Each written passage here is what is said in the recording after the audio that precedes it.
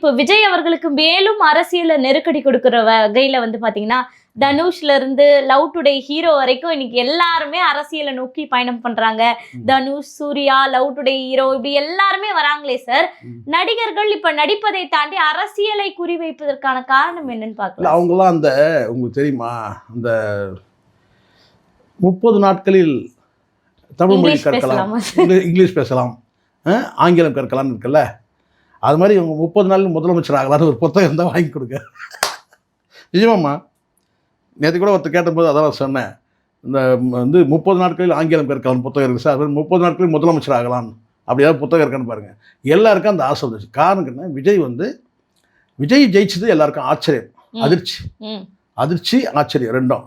ஏன்னா யாருமே எதிர்பார்க்கல. எப்படிங்க இது நடந்துச்சு, என்ன இது இப்படி ஒரு மிராக்கிள், இது வந்து பொலிட்டிக்கல் மிராக்கிளாக பார்க்குறாங்க. ஆனால் உள்ளபடியே வந்து இல்லைங்க, கட்சி தொடங்கினார், ரொம்ப கஷ்டப்பட்டார், பட்டி தொட்டியெல்லாம் அலைஞ்சார், அது வந்து பார்த்திங்கன்னா வந்து நிறைய கஷ்டங்கள் அனுபவிச்சார். கடைசியில் வந்து ஜெயிக்கவே இல்லைங்க முதல் தேர்தலில்.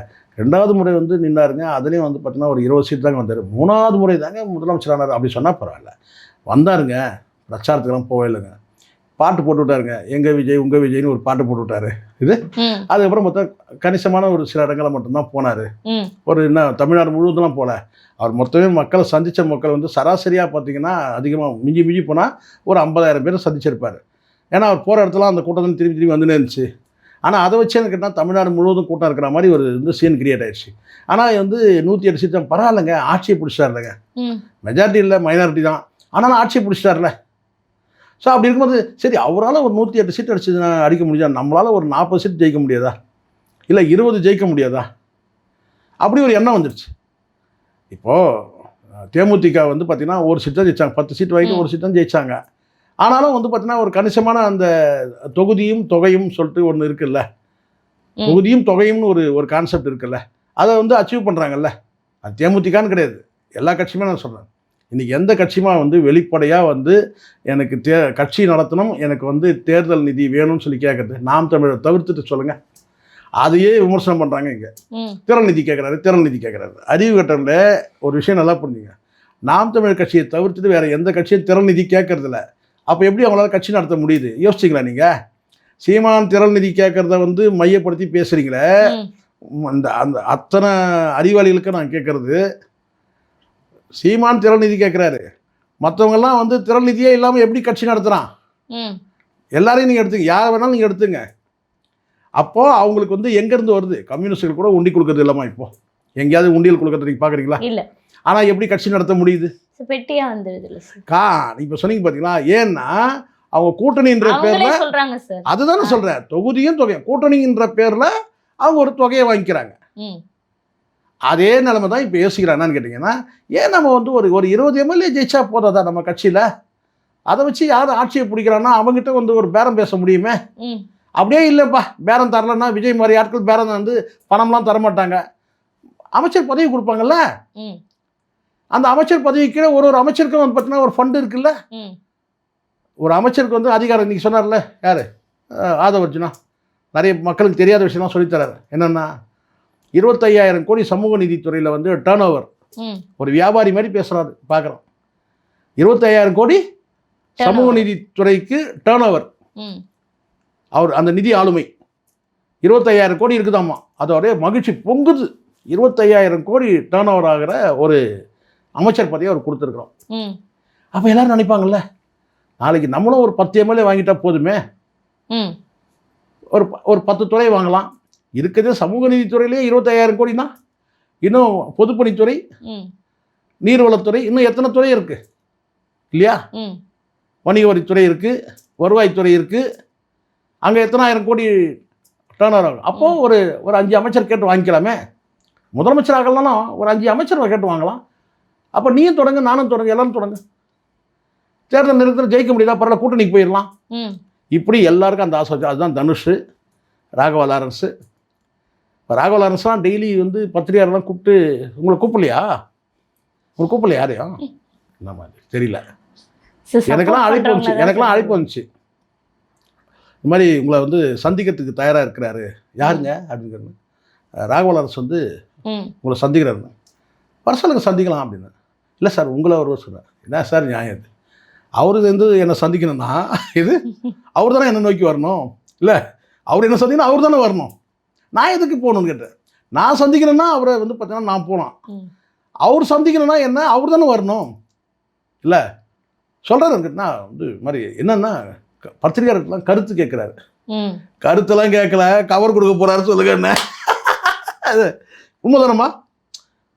எதுக்கு போயிட்டு நின்று ஒரு ஃபோட்டோ எடுத்துருந்தா முடிஞ்சிச்சு கதை. என்னென்னு கவர் வாங்கிட்டீங்கன்னு பொருள். அது கவர் வாங்கினதெல்லாம் ஃபோட்டோ எடுத்து போட முடியாது. இப்போ பத்திரிகையாளராக வர சொல்லி என்னென்னு கேட்டிங்கன்னா வந்து ஃபோட்டோ எடுத்துகிட்டு இருக்கிறாரு. ஃபோட்டோ எடுத்தாக்க அப்போயே புரிஞ்சிக்கலாம் என்னென்னு கேட்டிங்கன்னா கவர் வாங்கியாச்சு.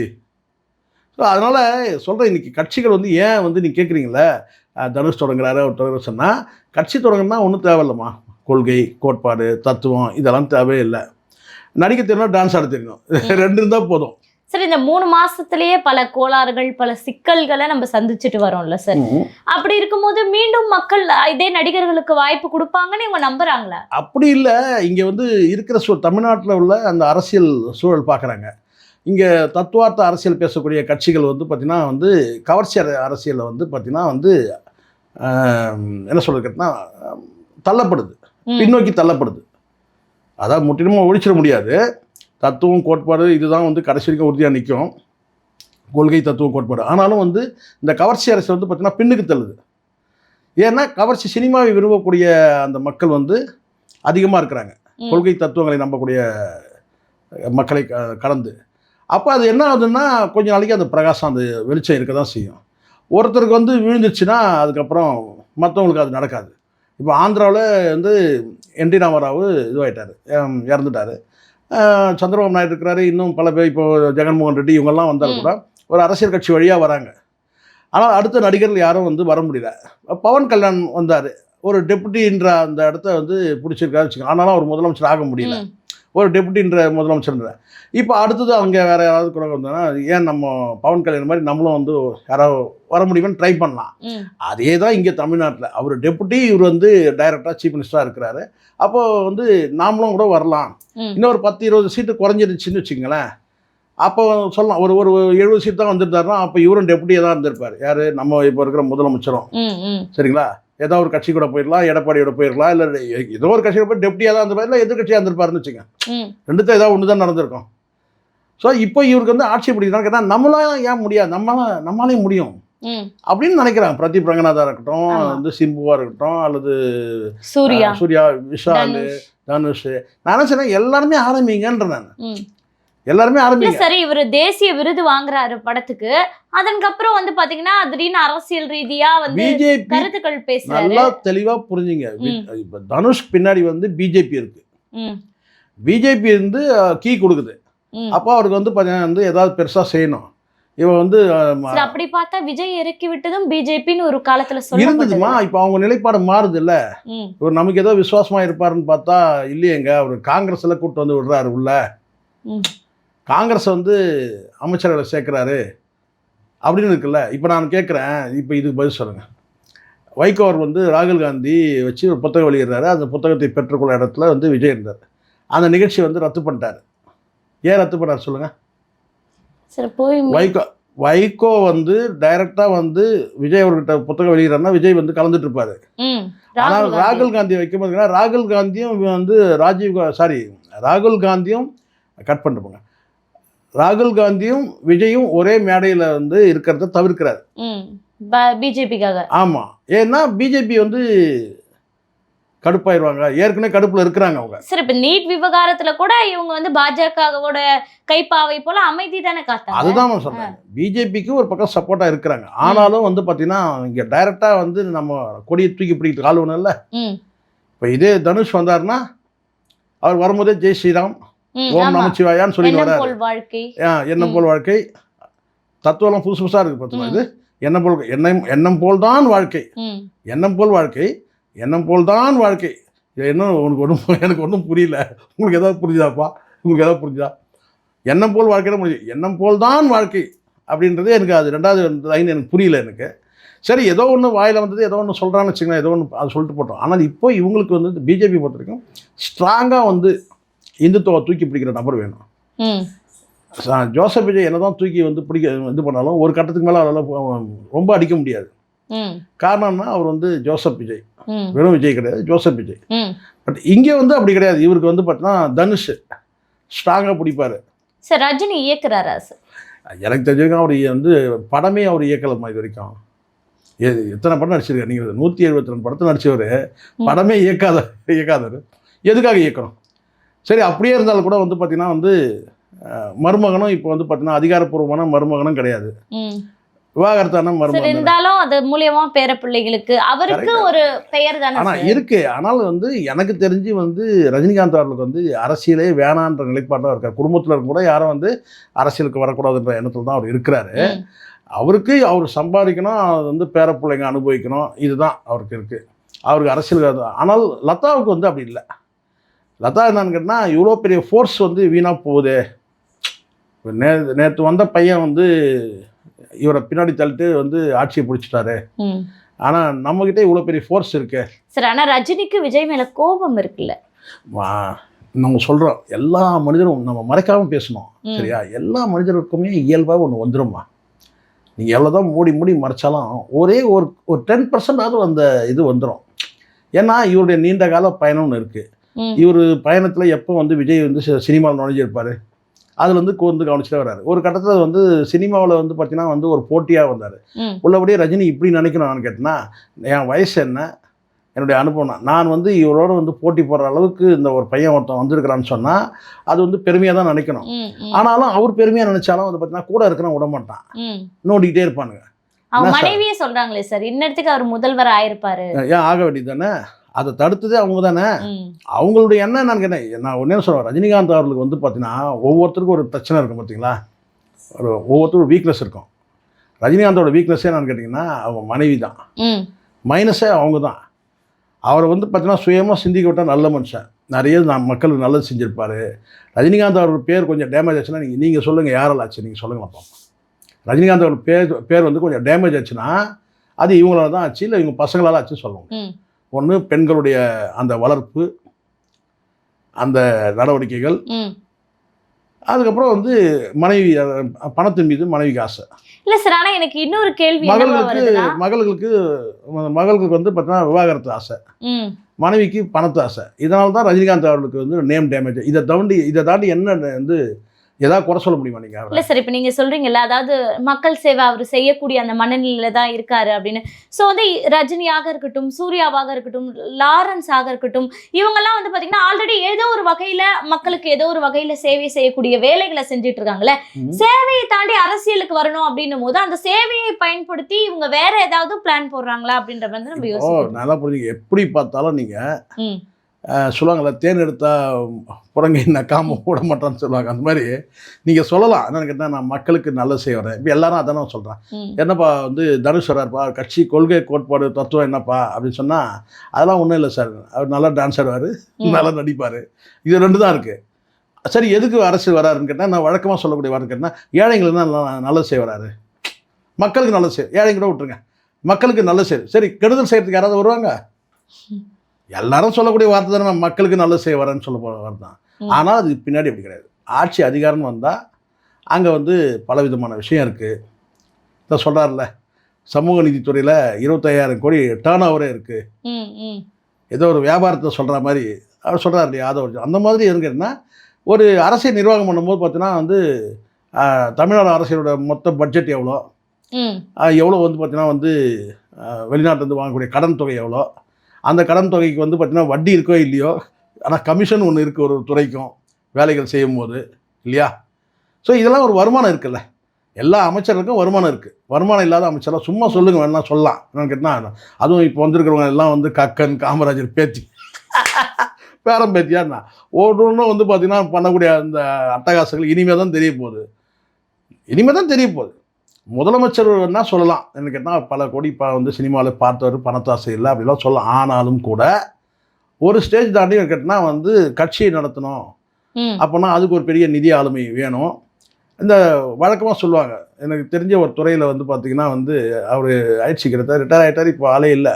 அவர் சொல்லார் என்னன்னு கேட்டால், அரிஸ்டாட்டில் ஒரு வார்த்தை சொன்னார் தெரியுமா? இத்தனையும் அவர் கவர்மெண்ட் எம்ப்ளாயி தான். அவர் அரிஸ்டாட்டில் ஒரு வார்த்தை சொல்லார், என்னென்னு கேட்டிங்கன்னா, அமைச்சர்கள் வந்து அரசர்கள் இவங்க வந்து அந்த பண்ணக்கூடிய அந்த ஊழல் ஏதாவது இருந்துச்சுன்னா அது வெளிப்படையாக தெரிஞ்சிடும். அமைச்சர்கள் அந்த அரசு நிர்வாகத்தை சார்ந்த அமைச்சர்கள், அதே அரசு நிர்வாகத்தை சேர்ந்த அதிகாரிகள் இருக்காங்கல்ல, அவங்க பண்ணுற ஊழல் வந்து கண்ணுக்கே தெரியாதுன்னுவாங்க. கண்ணுக்கு தெரிஞ்ச ஊழல் எதுன்னு கேட்டால் அமைச்சர்கள், அதிகாரிகள் செய்யக்கூடிய ஊழல் தெரியவே தெரியாது. இப்போ இந்த சமீபத்திலோடு உங்களுக்கு தெரியும், ஜனநாயகன் படத்தில் ஒரு சீன் பார்த்துருப்பீங்க. நீங்கள் என்ன பார்த்துருப்பீங்க? வேர்க்கலையை பிடுங்கி அந்த வேர்க்கலையை வந்து முறிச்சிட்டு அதான் அந்த இந்த படத்துலேயே எனக்கு பிடிச்ச சீனு அந்த அந்த சீன் தான். இது பார்த்தீங்களா இல்லையோ? படம் பார்க்கல பார்த்தியா? நீங்கள் படம் பார்க்கணும். முதல்ல நமக்கு வந்து யாராக இருந்தாலும் படம் பார்க்கணும். எனக்கு அந்த படத்தை பிடிச்ச ஒரே சீன் என்னன்னா, அது ரொம்ப நல்லா வந்து வினோத் அந்த விஷயத்தில் தான் பாராட்டு நினைக்கிறேன். பிரகாஷ் ராஜ் சேர்ந்து நடந்து வந்துட்டு இருக்கும்போது அந்த வேர்க்கலையை பிடுங்கி வந்து பார்த்தீங்கன்னா அந்த வேர்க்கலையை முறிச்சிட்டு அதை தூக்கி அதே இடத்துல நட்டுவாங்க. இது வந்து கடந்த காலத்தில் வந்து இருக்கிற அரசியல்வாதிகள் பண்ண வேலையை தான் அது வந்து. அது குறிப்பாக வந்து ஸ்டாலினை ஒப்பிட்டு தான் வந்து அந்த வந்து பிரகாஷ் ராஜ் ரோலே வந்து டிசைன் செய்யப்பட்டிருக்கு. இதுதான் உண்மை. அது அந்த அந்த மாதிரி இருக்குன்னா கடந்த காலத்தில் அப்படி தான் இருந்துச்சு. என்னென்னா வெளியில் தெரியக்கூடாது, திருடுறது கண்ணுக்கு தெரியாமல் போயிடணும். அப்படி தான் வந்து கடந்த காலத்தில் அதுதான் அரிஸ்டாட்டில் சொன்ன வார்த்தை. அப்படி தான் சில துறைகளில் வந்து பார்த்தீங்கன்னா அந்த கிட்டத்தட்ட எப்படி வந்து ஒரு அரசில் எப்படி விதிகள் எப்படி இருக்குதோ அது மாதிரி இருக்குன்னா ஒரு சில குறிப்பிட்ட துறைகளில் வந்து இவ்வளோ கமிஷன் இருக்குது, இதில் இத்தனை % கமிஷன், இதில் இத்தனை % commission. So commission collection corruption சொன்னாங்க இல்லையா, அது வந்து திமுக தான் சொன்னாங்க. இது பொதுவானது சார். ஆனால் இன்னும் தேவை இருக்கா சார்? தமிழ்நாட்டு மக்களுக்கு இன்னும் வந்து ஒரு முதல்வருக்கான தேவை இருந்துகிட்டே இருக்கா? முதல்வருக்கான தேவைன்னா நல்ல முதல்வருக்கான தேவை சொன்னீங்க. அதான் சொன்னேன். ஆமாம், நல்ல முதல்வர் அதுதான். நல்ல முதல்வர் வந்து இப்போ நம்ம ஜெயலலிதா வந்து நல்ல முதல்வர் நினைச்சோம், அப்புறம் வந்து செஞ்சு இல்லை கலைஞர் நல்ல முதல்வர் நினைச்சோம், அதுக்கப்புறம் ஜெயலலிதா நல்ல முதல்வர், இப்படி மாறி மாறி நினச்சிட்டே வந்தோம். அதுக்கப்புறம் ஒரு கட்டத்துக்கு மேலே கேட்டால் வந்து இவங்கெல்லாம் நல்ல முதலமைச்சரே கிடையாது, நான் தான் நல்ல முதலமைச்சர் சொல்லிட்டு இப்போ விஜய் வந்திருக்கிறாரு. ஏழை மக்களுக்கு புரியுற மாதிரி நான் சொன்னேன், சாதாரண மக்களுக்கு புரியல நான் சொல்றது. இப்போ தனுஷ் வந்து கேட்டால் அவர் நல்ல முதலமைச்சர் கிடையாது, நான் தான் நல்ல முதலமைச்சர்னு சொல்லிட்டு அவர் வராரு. ஸோ அதனால வந்து இப்படியே வந்து ஒவ்வொருத்தராக வந்துகிட்டே இருப்பாங்க. பிரதீப் நகர் ரங்கநாதன் வரதுக்கான வாய்ப்பு இருக்கு.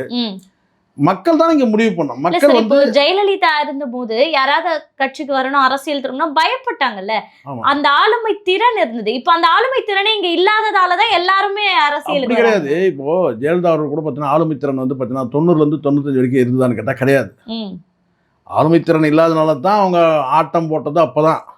90லேருந்து 95 வரைக்கும் அந்த ஜெயலலிதாவே வேற. அதுக்கப்புறம் அவங்களுக்கு வந்து சில அனுபவங்கள் கிடைக்குது, படிப்பினைகள் கிடைக்குது. அவங்க மெல்ல மெல்ல அவங்கள வந்து பார்த்தீங்கன்னா பக்குவப்படுத்திக்கிறாங்க, செதுக்கிக்கிறாங்க. அதனால தான் இறக்கும்போது அம்மான்ற அந்த அடைமொழியோடு இறந்தாங்க. ஆனால் நீங்கள் சொல்கிற மாதிரி இந்த ஆளுமைன்றது வந்து பார்த்தீங்கன்னா இப்போவும் கூட நான் சொல்கிறேன், இந்த முதலமைச்சர் இப்போ இருக்கிற முதலமைச்சர் கூட பார்த்தீங்கன்னா முதல்ல வந்துடுவாங்கம்மா. இப்போ நான் இன்னும் ராஜீவ்காந்தி நீங்கள் எடுத்துங்க, ராஜீவ்காந்தி கூட பார்த்தீங்கன்னா முதல் தேர்தலில் வந்து அம்மா வந்து சுட்டு கொல்லப்படுறாங்க, அந்த அனுதாபாலையில் வந்துடுறாரு. அதுக்கப்புறம் விபி சிங்கால் வந்து ஆட்சி கவிழ்க்கப்படுது, இரு பிரிவாக பிரியுது.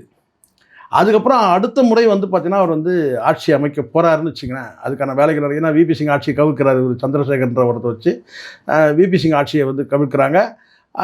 ஒரு மைனாரிட்டி கவர்மெண்ட்டுக்கு வந்து பார்த்திங்கன்னா 67 பேர் உள்ள ஒரு எம்பிக்கள் கூட்டத்துக்கு பிரதமர் பதவி கொடுக்குறாங்க. அவங்களுக்கு வெளியிலேருந்து இவங்க சப்போர்ட் பண்ணுறாங்க. கிட்டத்தட்ட ஒரு 240 நினைக்கிறேன் இவங்ககிட்ட இருக்கிறது. அதை வச்சு சப்போர்ட் பண்ணுறாங்க. ஆட்சியும் வந்து சந்திரசேகர் அமைக்கிறாங்க. அடுத்த ஆட்சி வந்து காங்கிரஸ் ஆட்சி தான் வரக்கூடிய சூழ்நிலை தான். அவர் வந்து தேர்தல் பிரச்சாரத்தின் போது அவர் கொல்லப்படுறார். ஆனால் ஒரு பக்குவம் வந்த நிலையில் தான் வந்து ராஜீவ்காந்தி கொல்லப்பட்டார். முதல்ல இருந்து அந்த பக்குவம் கிடையாது. அப்போ என்னன்னு கேட்டிங்கன்னா கல்ஃப் ஸ்ரீலங்கா யுத்தம் இலங்கை யுத்தம் நடக்கும்போது அப்போ இந்த அமைதிப்படை அனுப்புகிறார் இல்லையா, அங்கே அமைதிப்படை அனுப்பிட்டு இவர் வந்து கோல்ஃப் விளையாடுறதுக்கு ஃபேமிலியோட லட்சத்தீவுக்கு போகிறார். அமிதாப் பச்சனோட அவங்க ஃபேமிலியோட கோல்ஃப் விளையாடுறதுக்கு எங்கள் லட்சத்தீவுக்கு போயிடுறாங்க. ஆனால் அங்கே வந்து பார்த்திங்கன்னா மிகப்பெரிய வாரங்க, அமைதிப்படை அனுப்பி மிகப்பெரிய வந்து யுத்தம் நடக்குது. ஸோ அப்படி ஒரு எகத்தாளமான ஆணவமான ஒரு அலட்சியமான ஒரு பிரதமராக இருந்தார். அதுக்கப்புறம் தான் அவருக்கு படிப்பினை கிடைக்குது. அந்த படிப்பினை கிடைச்சி எல்லாம் போகும்போது அவர் கொல்லப்பட ஆரம்பிச்சுங்க. அதே மாதிரி ஜெயலலிதா அவர்களுக்கும் முதல் 5 வருஷம் அந்த பக்குவம் கிடையாது. அதுக்கப்புறம் பக்குவம் வந்த பிறகு தான் அவங்க அந்த அம்மான்ற அந்த நிலையை எட்டுறாங்க. சரிங்களா? ஆட்சி நிர்வாகத்தில் சில குறைகள் இருக்குது, அது வேற. ஆனாலும் அமைச்சர்களை வந்து பார்த்தீங்கன்னா வந்து உள்ளங்கையில் வச்சுருந்தாங்க. ஆனால் இப்போ பார்த்தீங்கன்னா எனக்கு தெரிஞ்ச வரைக்கும் ஜெயலலிதா வந்து அந்த 5 ஆண்டு காலம் பயங்கரமாக ஆடினாங்க. ஆனால் நான் பார்க்குறேன் இப்போ வந்து விஜய் அவருடைய இதில் வந்து பார்த்தீங்கன்னா வந்து பெருசாக அவருடைய ஆட்டம் போட்ட மாதிரி தெரியல. ஒரு நடிகர் என்பதனால வந்து சில காட்சிகள் பார்க்கும்போது இது சீன் ஓட்டுறாரு, சீன் கிரியேட் பண்ணுறாருன்ற மாதிரி தெரியுது நமக்கு. பெருசாக இல்லை, பெரிய அளவில் சொல்லிக்கிற அளவுக்குலாம் வந்து. ஏன்னா அவங்க 5 ஆண்டு காலத்தில் நிறைய பண்ணாங்க. வளர்ப்பு மகன் 100 கோடியில் கல்யாணம் பண்ணாங்க. இப்படி நிறைய விஷயங்கள் சொல்ல முடியும். அடக்குமுறை, எல்லாரையும் அடித்து நொறுக்கிறது, அந்த மாதிரி நிறைய அடக்குமுறைகள் நிறைய இருந்துச்சு. ஆனால் இந்த அரசு வந்து பார்த்திங்கன்னா வந்து பெரிய அளவில் சொன்னாலும் கூட வந்து ஒரு கணிசமாக பண்ணுறாங்க. ஜெயலலிதாவுடைய அந்த நினைவு ஊட்டுற மாதிரி சில சம்பவம் நடக்குது. நினச்சா உடனடியாக கைது பண்ணுறது, விமர்சனனால தாங்கிக்காமல் இருக்கிறது. வந்து முதலமைச்சர் வந்து பார்த்தீங்கன்னா வந்து இங்கே போனார், அங்கே வந்தார், இதெல்லாம் இது ஒரு நடிகர்ன்றதுனால கூட நமக்கு அந்த பார்வை இருக்கலாம். ஆனால் அமைச்சர்கள் பண்ணுறது இருக்குது பாருங்கள், தினம் ஒரு அமைச்சர் என்ன பிரச்சனை கொண்டு வருவார்ன்ற மாதிரி தான் இருக்கு. இதுக்கு திமுக ஆட்சி பரவாயில்லப்பா. இப்போ வந்து அமைச்சர்களாலேயே ஆட்சி கவிழுமான்ற அளவுக்கு ஒரு யோசனை வருது இல்ல? இல்ல, காரணம் என்னன்னா இவங்க பேசுறதுலாம் வந்து இல்ல, எனக்கு தெரிஞ்ச வரைக்கும் அதுதான் சொல்றேன். எனக்கு தெரிஞ்ச வரைக்கும் இந்த அரசு வந்து முதல்ல ஸ்ட்ரிக்டா ஒரு உத்தரவு போடணும். அமைச்சர்கள்லாம் வந்து இந்த பத்திரிகை சந்திக்காம நீங்க நில்லுங்க. அதே மாதிரி பார்த்தீங்கன்னா வந்து ஆதவர்ஜனாக்கு ஸ்பெஷலாக ஒரு ஆர்டர் போடணும். மைக்கு மட்டும் நீங்க இப்போ எடுக்கக்கூடாது கையில். இது கையில் மைக் கொடு, ஆதவர்ஜனாக்கு மைக் கொடுக்கக்கூடாதுன்னு சொல்லிட்டு ஒரு சிஎம் ஒரு ஆர்டர் போடணும். அப்புறம் இந்த பெண் அமைச்சர்கள்லாம் வந்து பார்த்தீங்கன்னா வந்து ஃபோனை யூஸ் பண்ணாதீங்கன்னு ஒரு ஆர்டர் போடணும். ஏன்னா ஃபோன் இருந்தால் தானே நீங்கள் ஃபோனை போட்டு வந்து பார்த்தீங்கன்னா அவனை ஜட்டியோட ஓட விடுவேன், அதை பண்ணு இது பண்ணு ஒரு அமைச்சர் பேசுகிறாங்கல்ல, பார்த்தோன்னே திகிலாயிடுச்சு நமக்கு. அவங்க படிப்பு கூட போலியான சர்டிஃபிகேட் அப்படின்னு இப்போ நிரூபிக்கப்படுது. அது வருமா? ஏன் வரும்னா இவங்க தேர்தலில் சீட்டு கொடுக்கும்போது இவங்க நிறைய ஆய்வு செய்யாமல் விட்டாங்க. தேர்தல் ஆணையம் எப்படி சார் விட்டுது? இதெல்லாம் வந்துமா நீங்கள் சொல்றீங்கல்ல, இதெல்லாம் ஒரு அவசர கதியில் நடக்கிறது தான். காலப்போக்கில் அதுக்கப்புறம் வந்து தெரிய வரும். இவங்க கொடுத்ததெல்லாம் வந்து உடனே இப்போ நான் கேட்குறேன், இவங்க கொடுக்குற டாக்குமெண்ட்லாம் வந்து எல்லாத்தையும் சரி பார்த்து அவ்வளோ சீக்கிரத்தில் உடனே பண்ணிட முடியாதுல்ல. ஏன்னா அவகாசமே கம்மியாக தானே இருக்குது. 3 மாதமாக டைம் இருக்குது. வேட்புமனு தாக்கல் பண்ணுறதுக்கு தேர்தலுக்குன்னா 1 மாதம் தானே டைம் இருக்குது. அப்போ அதுக்குள்ளே எல்லாத்தையும் ஆய்வு செஞ்சு பண்ணுறது. ஆனால் பண்ணணும் கண்டிப்பாக. அது இனிமேலும் முயற்சி இப்போ இனிமேல் தான் எடுப்போம். ஏன்னா எல்லாருக்கும் ஒரு நம்பிக்கை என்னன்னு கேட்டால், ஒரு தேர்தல் ஆணையத்தில் கொண்டு வந்து ஒரு டாக்குமெண்ட் போடும்போது நாளைக்கு பதவி போயிடும் தெரியும்ல, ஏமாற்ற முடியும். அது எப்படி பண்ணுவான்ற நம்பிக்கை இப்போ அதெல்லாம் உடையுது. இப்படியும் பண்ணுவோன்றது தான் இப்போ நடக்கிற விஷயங்கள். அதெல்லாம் இப்போ விஜய் அவர்களுக்கு நெருக்கடி யார் கொடுக்குறாங்க நீங்க நினைக்கிறீங்க? எதிர்கட்சிகளா? கிடையவே கிடையாது. அவங்களுக்குள்ள இருக்க ஒரு 5 அமைச்சரா? 5 அமைச்சர் அப்படின்னு சொல்லப்படுது. மீதிலாம் நீங்க வேற ஒண்ணு, எனக்கு தெரிஞ்சு பாதிக்கு மேல ஆயிரும். பாதிக்கு மேல ஒரு அமைச்சரும் வாயை திறந்தாலே நம்ம பயமா இருக்கு, திகிலா இருக்கு. பேசி முடிக்கிற போது தான் அப்பா ஷபா அப்படின்ற மாதிரி இருக்கு. காரணம் என்ன, அந்த அளவுக்கு வந்து வாயிலேருந்து வரக்கூடிய வார்த்தைகள் வந்து கத்தி மேல் நடக்கிற மாதிரி இருக்கு.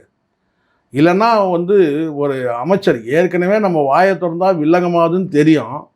ஆனால் இப்போ வந்து என்ன சொல்கிறாரு கேட்டிங்கன்னா, ஆதவர்ஜுனா 8 அமைச்சர்கள் வந்து நாங்கள் தலித் அமைச்சர்கள் கொடுத்துருக்கோம். இது என்ன தெரியல, உங்களுக்கு தெரியல, எல்லாருக்கும் தெரியல.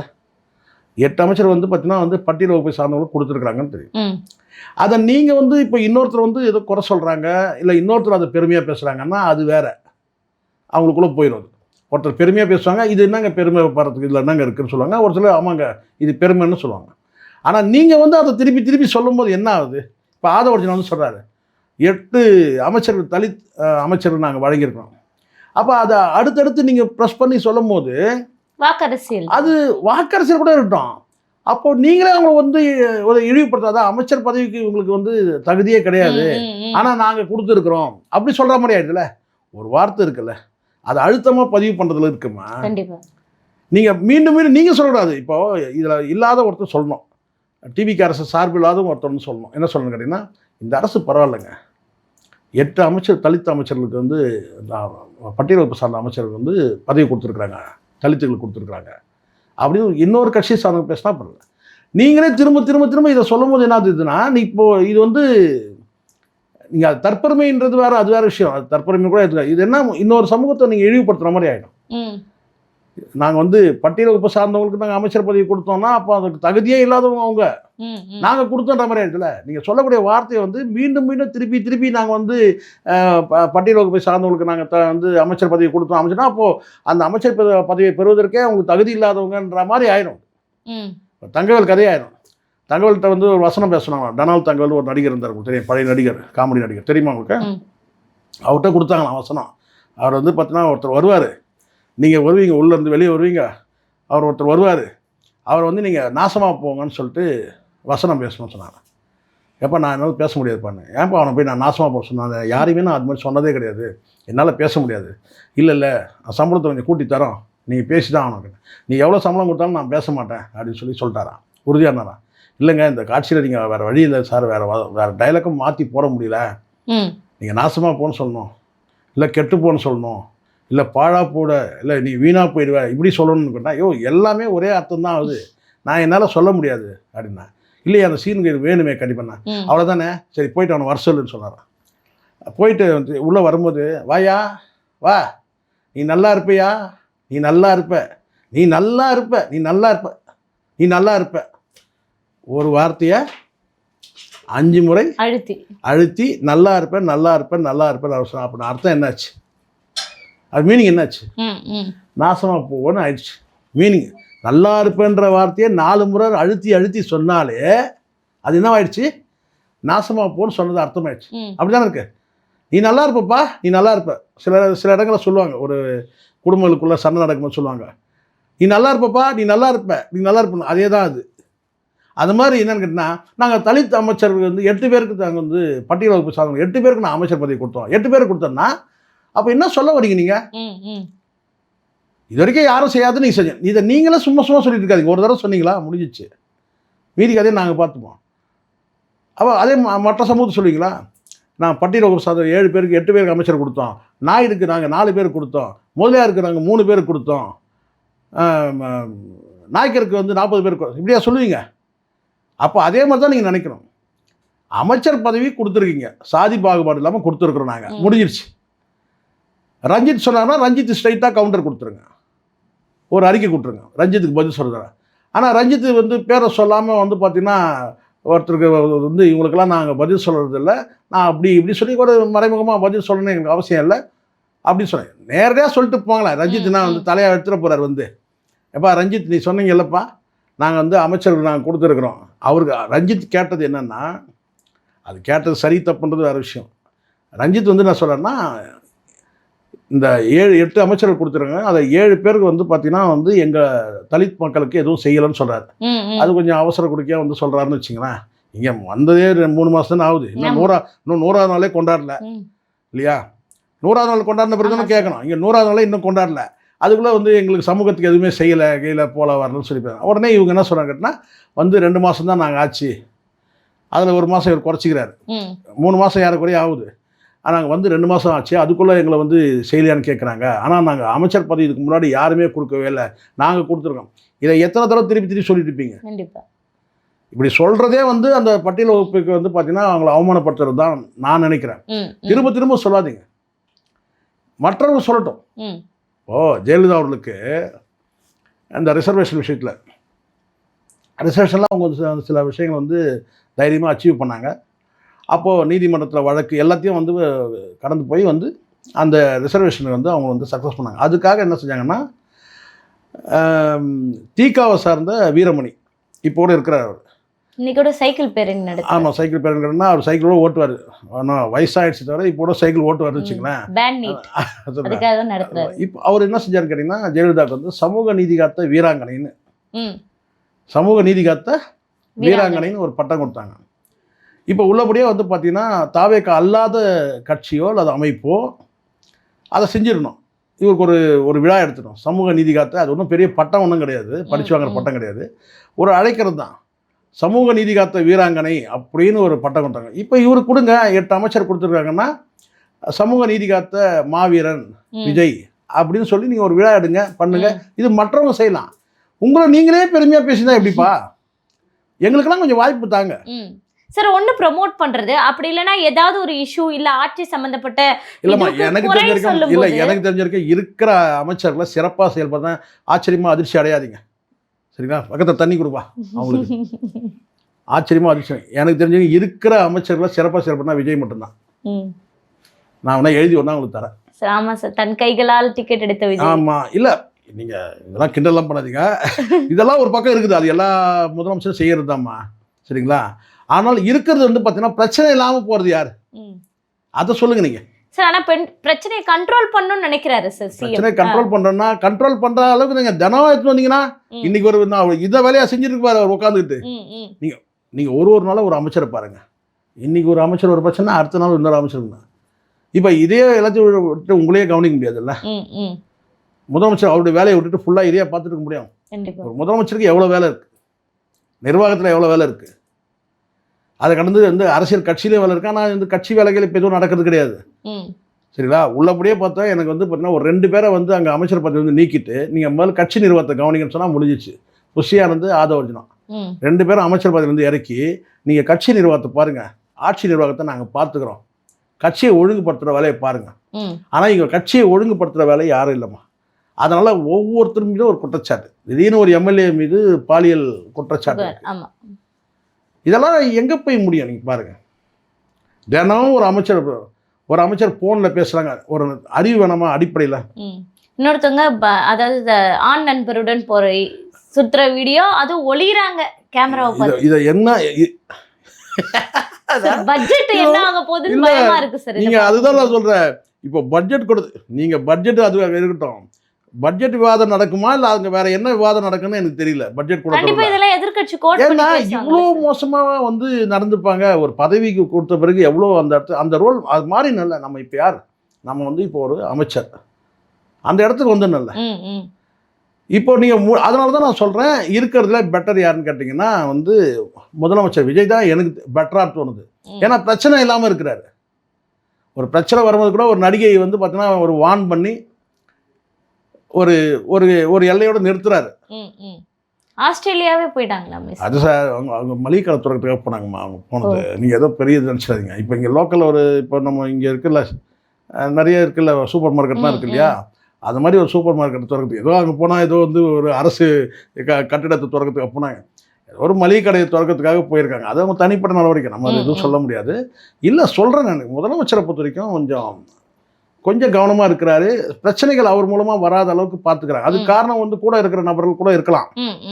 ஆனால் அமைச்சர்களுக்கு எல்லாருக்கும் வந்து பூட்டா போட முடியும் ஒருத்தர் வாய்க்கும். இல்லை சார், வார்னிங் பண்ணி அவங்க வந்து சரியாக மீண்டும் அது காரணம் கட்டமைப்பு இல்லைன்னா அது மாதிரி நடக்கும். அந்த ஸ்ட்ரக்சர் இருக்கணும்ல. அங்கே வந்து இப்போ இந்த கட்டுப்பாடத்தில் யார் இருக்கணும்? வந்து ஆதவர்ஜுனா, புஷியானது, இவங்க தான் இருக்கணும். 2ஆம் நபர்கள்ன்றது இவங்க தானே. தங்களை 2ஆம் நபராக காட்டிக்கிறவங்க இவங்க தானே. மற்றவங்களாம் வந்து திரைக்கு பின்னால் வாங்கலாம். அந்த மாதிரி வந்து பார்த்தீங்கன்னா வந்து ஆன் ஸ்க்ரீனில் யாரும் கிடையாது, இவங்க தான் இருக்கிறாங்க. ஆனால் இவங்க தான் பிரச்சனையே இப்போ. இப்போ பரவாயில்ல, ஆனால் புஷியானதை பொறுத்த வரைக்கும் யாரும் வந்து மைக் கட்டிட்டு வந்து ஒரு அளவோடு தான் பேசுகிறாரு. அதே சமயத்தில் வந்து மீடியாக்கள் கிட்ட பேசுகிறதே இல்லை. ஒரு வகையில் அப்படி தான் நல்லது தான். ஆனால் இப்போ ஆதவர்ஜுனெலாம் அப்படி கிடையாது. இல்லை, கொஞ்ச நாள் ஒரு வாரம் அப்படியே அடங்கியிருந்தார். இப்போ மறுபடியும் மைக்கை பிடிச்சி வந்து பார்த்தீங்கன்னா பேசக்கூடிய வார்த்தைகள் வந்து பார்த்தீங்கன்னா அப்படியே நெகட்டிவ் ஆகுது. இப்போ நீங்கள் பேசக்கூடிய வார்த்தை எல்லாமே உங்களுக்கு திருப்பி வரும்.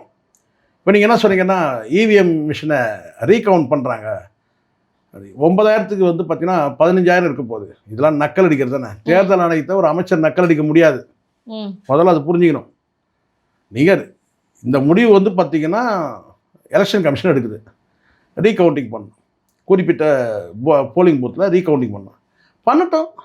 எங்களுக்கு ஒன்று அது கௌரவமாக ஒரு அமைச்சராக பதில் சொல்லணும்னா சொல்லுங்கள், கேள்வி கேட்டோட நடக்கட்டும். ரீகவுண்ட் பண்ணதால என்னங்க நடக்கட்டும். ரீகவுண்ட் பண்ணும்போது ரிசல்ட் என்னன்னு தெரிய போகுது. ஜஸ்ட் இவ்வளோ தான் பேசணும், இதை தாண்டி பேசக்கூடாதுமா. ஒரு அமைச்சர் இப்போ பண்ணுறதால பயன் இருக்குது இல்லை, அவங்க வந்து ஒரு விண்ணப்பம் வைக்கிறாங்க, ரீகவுண்ட் பண்ணணும்னு சொல்கிறாங்க. இப்போ நீங்கள் வந்து எக்ஸாமில் வந்து பார்த்தீங்கன்னா எழுதுனீங்க, ஆனால் உங்களுக்கு சந்தேகம் இருக்குது, நம்ம ஆன்சர் நல்லா தானே பண்ணோம், ஏன் நம்ம ஃபெயில் ஆகணும்னு சொல்லும்போது அப்போ உடனே பேப்பர் வாங்கலான்னு இருக்குல்ல. பேப்பர் வந்து ரீகவுண்டிங் பண்ணணும், வாங்கி பார்க்குறீங்களா. இதை கேட்டால் நீங்கள் வந்து அதுக்கான பணத்தை கட்டி அப்ளை பண்ணி வந்து வாங்கி அதுக்கப்புறம் அதை வந்து உங்களுக்கு உங்கள் பார்வைக்கு வந்த பிறகு நீங்கள் வந்து கவுண்ட் பண்ணுறீங்க. அது மாதிரி அவங்க சந்தேகம் இருக்கிறதுனா இந்த சில பூத்தில் வந்து பார்த்தீங்கன்னா எவ்வளோ ஓட்டு விழுந்தது, எப்படி என்னங்க ஒரு டவுட் ஏதாவது இருக்கலாம். அது கேட்கறதுக்கு உரிமை இருக்குது, அவங்க கேட்குறாங்க, அது தேர்தல் ஆணையம் முடிவு பண்ணு. இந்த இடத்துல உங்கள் பதில், ஒரு அமைச்சரோட பதில் எப்படி கௌரவமாக இருக்குன்னு கேட்டால் தாராளமாக கவுண்ட் பண்ணிட்டு போகிறேங்க, எங்களுக்குன்னா அதனால் எங்களுக்கு எந்த அட்ஜஸ்டும் கிடையாது. ஏன் மொத்தம் குளத்தூர் ஃபுல்லாகவே கூட கவுண்ட் பண்ணிட்டோம், எங்களுக்கு ஒன்றும் அதை பற்றி ஒன்றும் பிரச்சனை இல்லை. போவீங்களா? அதை விட்டுட்டு கவுண்ட் பண்ணிங்கன்னா 9,000க்கு 15,000 இருக்க போகுது, 9,001 இருக்க போகுது. இதெல்லாம் நக்கல் இல்லை. எனக்கு தெரிஞ்ச வரைக்கும் இந்த ஆட்சி நக்கலால தான் விழுன்னு நினைக்கிறேன். நடப்புகால அரசியல் குறித்து பல்வேறு தகவல்களை பகிர்ந்துக்கிட்டீங்க. தொடர்ந்து பேசுவோம். நன்றி. நன்றிப்பா, நன்றி.